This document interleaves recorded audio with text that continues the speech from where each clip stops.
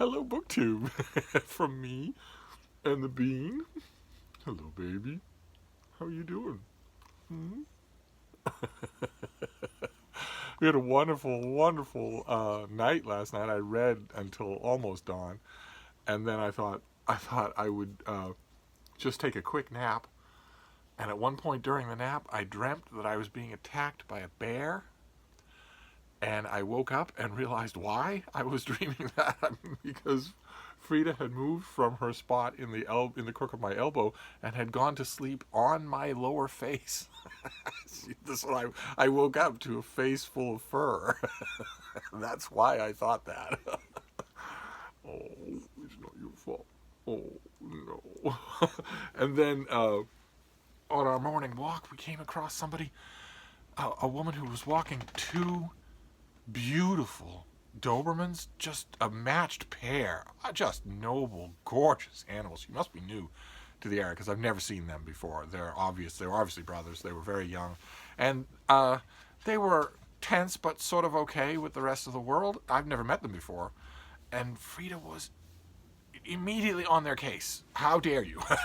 She's not aggressive, but she likes to let other dogs know that they are supposed to back down. She immediately stiffens and gives them whatnot. And these two did not like that, of course. She's a 10-pound ball of lint. They didn't like it. In those first few seconds, they stiffened. They wanted to do something. You don't mess around with Dobermans. They are a very proud and aggressive breed. They're not dangerous at all unless they're warped to be so, but still, in a dog-on-dog encounter, they don't expect to be submissive. They don't expect to be yelled at by someone they can barely see. And for a split second, at the beginning of that encounter, I was thinking, this could go wrong. Because two adult Dobermans pulling on one human is probably too much. A human who can't control them in some other way, if their natural training or verbal commands can't control them, then she probably can't control them either. And they're about 10 feet away from my little dog, which is 1 second. So wasn't quite sure what was going to happen there, but it turned out that they were perfectly good boys. They were stiff and they didn't like being yelled at, but they didn't try to overpower their owner. So that was great. But anyway, it's a dark and freezing cold day here in Boston. Every single time I take Frida outside, I have to go to the coat rack and put on layers, and then put on my winter coat, and then put on a scarf, and then put on a knit hat, and then put on knit gloves. And I just do that automatically. I do that many, many times a day without even thinking, just the usual routine. I do all that, and then I call Her Highness over to get her harness on. And today I realized that it's the 20th of effing April, and I'm still doing that. I'm still doing all of that, and am frozen to the bone by the time I get back inside. So, anyway, it's a dark and freezing cold day here in Boston, but it is, more importantly, a Tuesday. And Tuesdays are Tag Tuesdays, where we do tags on BookTube, because we love our tags. and I have a tag for you today, and despite the fact that I have a huge backlog of tags, I have an original tag for you today, one that I made up myself. And I tag all of you. I'm letting you know ahead of time that I am availing myself of the standard BookTube cop-out at the end of tagging everybody instead of tagging anybody specifically. And there's a reason for it, because this is a very specific tag, and if you can't meet the specifics, I don't want you feeling called out on the tag itself. And the tag is the Penguin Classic book tag, which is not to be confused with the Classics book tag or the Reading the Classics book tag, but the Penguin Classic book tag. It's about Penguin Classics. And it's just a few questions that I want you to consider. If you have a like Penguin Classics, I want you to consider doing this. Question number one is, Penguin Classics are, in my opinion, the best reprint volumes in the whole world. How many do you currently own? And I counted mine. I have 610. Question number two, penguins evolved over, penguins themselves, not the Penguin Classic line, penguins themselves evolved over roughly 70 million years ago. What's your history with Penguin Classics? And for me, I encountered them in the local bookstore. When really it was a dry goods store, but it had a book section, mainly a couple of metal spinner racks, and the main thing I remember about my earliest encounter with Penguin Classics is that they seemed a little pricey to me. They seemed more expensive for one particular thing. If you want a Père Goriot or the Hunchback of Notre Dame or whatever, and you had a few options, the Penguin one could always be relied upon to be $1 or $2 more. That doesn't mean anything to me now, but I remember that. That's one of my earliest memories, and then I just started really enjoying. I started really liking what I encountered when I encountered a Penguin Classic, especially if I'd read other reprint volumes of the same work. But in a lot of cases, with those early encounters with Penguin Classics, the reason I was encountering them in the first place is because there weren't any other versions. A huge swath of the Penguin Classics that were available in the late 1950s and early 1960s, for instance, just chosen at random, were reprints of volumes that you couldn't find anywhere else, especially at your little Carnegie library. You couldn't do anything of the kind. It was literally your only exposure to these things. And that wasn't true with, for instance, Bantam and Signet and Dell and Dover. All the reprint houses did Huck Finn, for instance. But none of the others did Livy. None of the others did Xenophon. So those are my earliest encounters, was just noticing that these things stuck out. And I also liked the binding.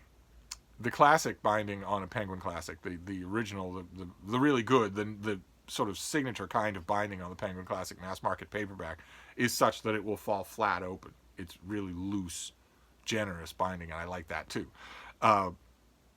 Let's see here. Question number 3 is, the Penguin Classic logo is, of course, a penguin, which is the world's most famous flightless bird. No offense intended to the dodo. The dodo is not extant. What is a classic that just didn't take flight for you?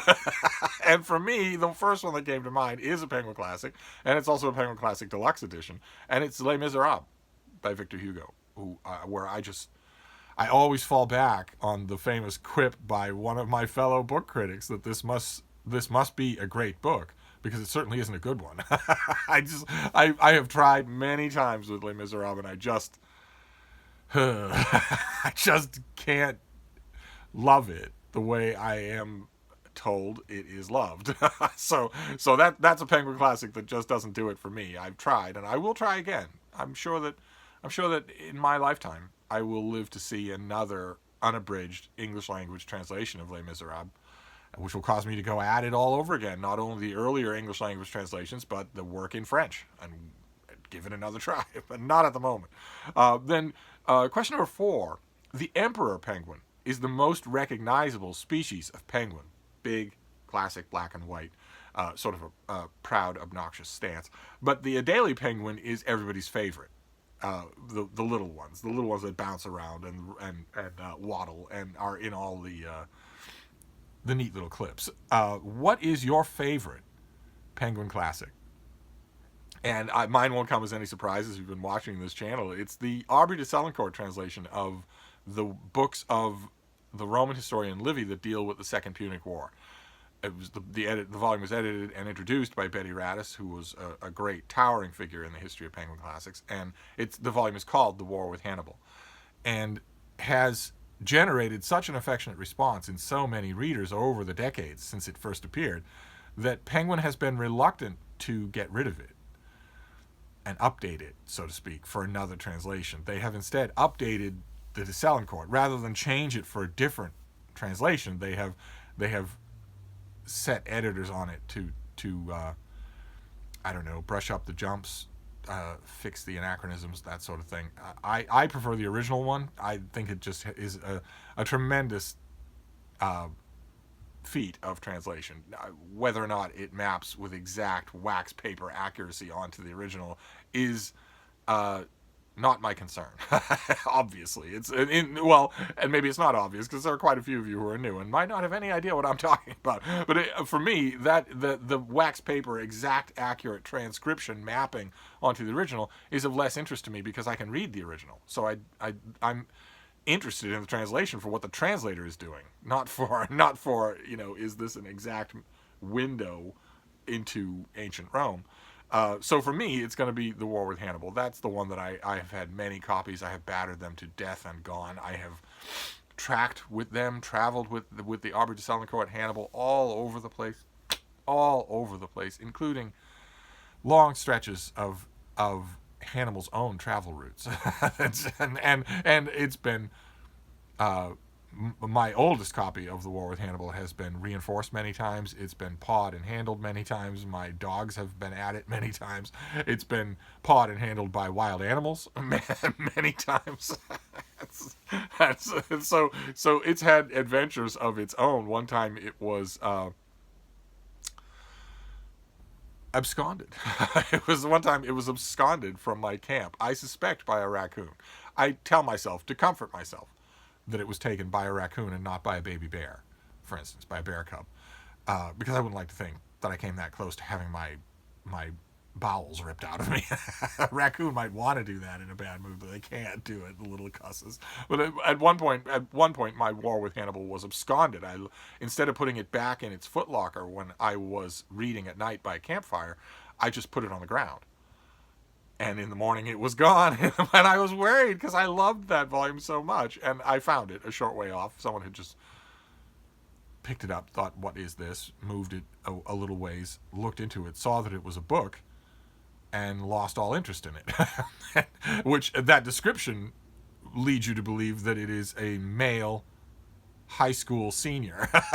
But it wasn't, because we were alone, and it had to be a raccoon because it wasn't a high school boy. So the description's the same in either case, but it had to be a raccoon because there are no high school boys around. So, let's see here. Question number 5. Penguin Classics began in 1946 with E.V. Rieu's translation of the Odyssey, which took off like a bottle rocket. All of a sudden, all these people in England, all these people commuting to work and going past the bookshop windows, who remembered the Odyssey when they were in school and trying to learn Greek, or when they were in some survey literature course and got a little bit of it, maybe the Cave of the Cyclops, and left school thinking 2 things. 1, I'd really like to get back to that. It seemed to fire up my teacher, and it was fairly enjoyable. And 2, it is the province of scholars.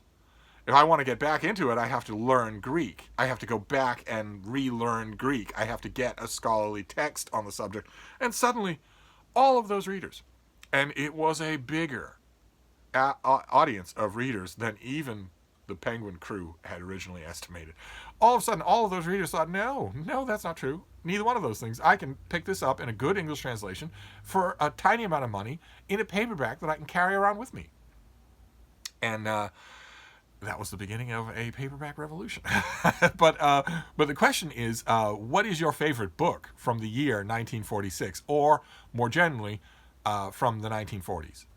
And for 1946, for me, hands down, by a wide margin, my favorite book is actually a novel. It's All the King's Men by Robert Penn Warren, one of the 2 great, genuinely great political novels in American history.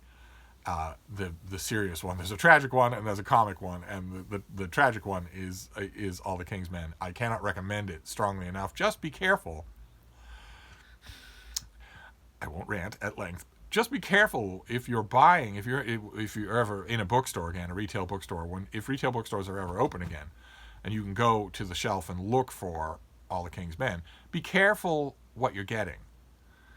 Okay, because All the King's Men was carefully and lovingly edited when it was originally produced in 1946. It was the careful end result of intelligent, discriminating editing done hand in hand with the author to produce an American classic. And then years and years later, somebody at the publisher thought, well, what if we remove all those edits and publish a different version of All the King's Men? Just be careful that you're getting the original edited version, not edited in the sense of abridged, but edited in the sense of brought to its finest refinement by an editor and the author, instead of these ridiculous postmodern 5 different editions of King Lear and the Norton Critical Edition of Shakespeare. Now, you don't want any of that. But in terms of the 1940s in general, I of course you have to Google stuff like this, and we're lucky we can Google, or go to Goodreads or Google or something like this and get we have a visitor. Our little raccoon has returned. Oh, I know why this is too. I know why she's doing this, because she had She had her morning nap, and now she wants to go on another walk. She wants to go on a nice long walk. You want to go outside, isn't that it? Yes, well, we will. We will. My answer is yes to you in all cases, in all things. Well, she wants to go for a nice long ramble outside. It's freezing cold. But I am going to indulge her. I would indulge her anyway, but I'm going to indulge her because I think that we're getting a long spate of rain. Not only all of tonight, but maybe for a few days. And she hates the rain. Hates it. Hates it. Hates even the sound of it on the windows. It just absolutely starts to bother her. And it's World War III to try and get her to go out in the rain, even to pee or poop. To the point where I have told her, I'm not that far off from the years that I spent with two old, sweet, but thoroughly incontinent dogs. I'm not far enough away from those years to make a big stink out of it, no pun intended. So I've just told her on monsoon rainy days that are just going to rain forever, I've told her, if you want, you can just go here in the house. I'm not going to care one way or another. I never house trained this dog. She figured it out on her own, as she figures out almost everything else on her own. She's incredibly smart. She just figured it out on her own, and it's by far her own preference. So I have told her that, and it's just bounced right off. She just looks at me like, well, what are you talking about? I'm not going to do that. Anyway, another digression. So when I was thinking about the 1940s, I was thinking about, just in general for other books, I was thinking about all sorts of titles, ranging from the sublime Brideshead Revisited, Evelyn Waugh, if you haven't read Brideshead Revisited, you really have to the ridiculous Robert McCloskey's Make Way for Ducklings, which is a book that I can't live without. It's a kid's book. And again, if it's a staple of kids' books, you'll never see, in America anyway, you'll never see a kids' section in a retail bookstore that does not have a copy of Make Way for Ducklings. And there's a reason for that. So if you haven't read it, you really ought to go to your library when they're open again and just look at Make Way for Ducklings. You'll see why. I think you'll see why that it's cast a spell over two generations of children and their parents. But for me, the number one book, more than All the King's Men, more than Brideshead, more than anything else, would be Black Lamb and Grey Falcon by Rebecca West, which is enormous, but is just spellbindingly beautifully done. Just amazing. It's, again, as I mentioned on a few videos now, it's a little bit tough to recommend it because it's 1,000 pages long, and because it doesn't have a marquee subject. It's a sort of almost a travel log, but with tons of history and tons of political insight mixed in, so that it's tough to categorize it, and would be tough to recommend it anyway, because of the length and the recondite matter of the subject matter. So Black Lamb and Grey Falcon is always on the top of most of my list, but I can't just hand it to people. I wish I could. But anyway, I want to hear about your 1940s. So let's move on here. Okay, this is the final question, and naturally it's going to be the one I'm most interested in your responses to if you do this tag. Question number 6 is, Penguin Classics tries to enshrine the classics of literature. Name some books you'd like to see enshrined in the Penguin Classic line. And I have a small list here. Now, I know these things can't happen. Did I just notice a smudge on the back of my iPad? Oh, I did. The back of the iPad needs to be cleaned. Oh, goodness gracious. There's no sense in being an Apple product cult member if you're going to let them get dirty. I'll clean it as soon as I finish this video. I have mentioned many times in our Daily Penguin, our waddle through my Penguin Classic collection, that these things, a lot of them aren't possible. It's not Penguin being obdurate. It's that they, a lot of times, just can't get the edition that they want. Or even, God forbid, the judgment of their editorial team has the nerve to differ from my own. I know. They have made great strides in throwing open their Penguin Classic line. They took a lot of heat, for instance, when they did that with Morrissey's book, claiming that it was a classic ahead of time. There were some critics, especially in the UK, saying that the Penguin brand of a great classics reprint line would never recover from making such a choice. I don't agree with that. I don't agree with them including that book. It was extremely boring, and banal. It wasn't well done and boring, like, for instance, Henry James. It was badly done and boring. But I love the fact that they did it, because there was a mind at work. In even their weird choices, there's a mind at work, and I love that. I absolutely love that. I will take the few misfires that kind of adventurous spirit produces if I get all the rest of it. Like, for instance, Penguin did A Princess of Mars by Edgar Rice Burroughs and Tarzan of the Apes by Edgar Rice Burroughs. The Tarzan of the Apes volume had a Frank Frazetta cover. The Princess of Mars volume had a cover drawn by Gil Kane and inked by Dave Cockrum. These are great choices. Absolutely fantastic. And maybe half a century ago, the editorial board at Penguin Classics wouldn't have considered them in a million years. Would have said, well, yes, the Barsoom tales of Edgar Rice Burroughs might be popular, and Tarzan, of course, is a universally recognized fictional creation, but they're not classics. They're not classics of literature. And maybe 30 years before that, the editorial board would have said the same thing about Sherlock Holmes. Yes, this is universally recognized, but they're not well done. One way or another. I have a list. I could go on. This list could be much, much longer. But I want to throw a few possibilities out there. Having first acknowledged that this is mainly an exercise in fantasy. Just something in a fantasy world, that kind of a dream that you have. Not about being smothered by a bear, but about going into a bookstore and seeing books that don't really exist, but that you wish did. You could go to a Penguin Classic in a bookstore and see a beautiful Penguin Classic of what would it be. And I have a list here. And the first one is the most obvious, and it is something where I actually am carping why Penguin hasn't done this, and that is a complete Shakespeare. Either the First Folio, which is an incredibly important book, an incredibly important publication, even though it's not all of Shakespeare, or all of Shakespeare.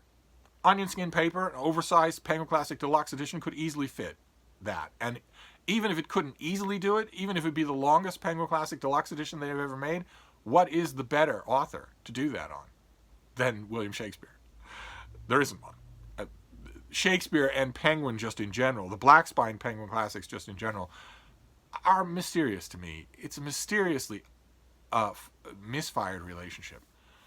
Why isn't there a Black Spine Penguin Classic mass market paperback or trade paperback of every single Shakespeare play? Why is that not true? Why is it in Pelican, the Pelican imprint? Maybe there's a reason. Obviously, there's a reason, but still, complete Shakespeare. Then the next suggestion that I have for a Penguin Classic that doesn't exist, but that I wish did. Once upon a time, Penguin Classics did oversized illustrated editions. There was one for Chaucer. There've been a few they were still Penguin Classics. They had the Black Spine and the Penguin Colophon. And the same editions as was in the mass market unillustrated editions, but these bigger ones were illustrated. They had color photos and black and white drawings and whatnot. And I thought, wouldn't it be nice if there was a Penguin Classic keepsake volume of great kids books,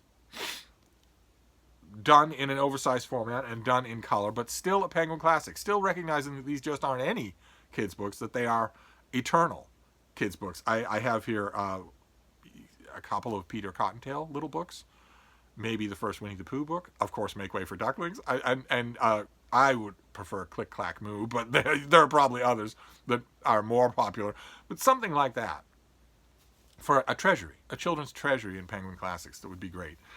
Then the Conan the Barbarian stories of Robert E. Howard. Can you see over my shoulder right there? There's there is a one volume. There is a template for this. There are 1 volume, big fat 1 volume complete Conan editions. And Conan also is going to fit under the heading of what we call a classic. It might not be great literature, but it is a classic. A Conan volume in Penguin mass market or Penguin trade paperback would be amazing. Also, the original Fannie Farmer cookbook, the Boston Cooking School cookbook from a century ago, more than a century ago. I picture something like the original Fannie Farmer cookbook with a great introduction, maybe some notes, historical notes. Find a historian who finds this thing fascinating, and do a volume like that. I would just love that. I wouldn't advise using any of the recipes, but I would love it. Also, talk about a book that I would not. I mean, I'm not a big cookbook person, but I would still want a Penguin Classic of the original Boston Cooking School cookbook, especially with a great introduction that put it in its context and showed how important it was. And if that's true for a cookbook, then how much more true is it for a work of the classical era that has never, as far as I know, been a Penguin Classic, and that is the Elements of Euclid. good Lord. I mean, it's absolutely huge, but it's no bigger than absolutely huge volumes that Penguin has already done. And talk about influential. Good Lord. I would do it. There are plenty of accessible versions. Dover did one once upon a time. I think Barnes and Noble has done one. So there are things out there. It would cost Penguin very little to do, and then there would be a Penguin Classic Euclid. That would be great. Then the next two are a pair, and they're a pair because I imagine them as being at each other's throats through all eternity. The first is United States by Gore Vidal, his enormous essay collection that I think is fantastic. It's certainly durable enough to be a Penguin Classic. And matched with it through all eternity, I would put The Naked and the Dead by Norman Mailer. They hated each other when they were alive. And so I don't see any better eternity for them to be right next to each other for the rest of time. And The Naked and the Dead deserves it as a war novel, even though I wouldn't give that distinction to anything else that Mailer wrote. Then we do rapid fire thin books by women. Coming of Age in Samoa by Margaret Mead, an absolute classic of anthropology that I, again, a great introduction, great notes. I would love to see it as a Penguin Classic. Also, A West with a Night by Beryl Markham, a book that I am pleased to say has never failed to win over anyone when I put it into their hands. It's mainly on the strength of her writing. She was praised for her prose in her own day, including famously by Hemingway.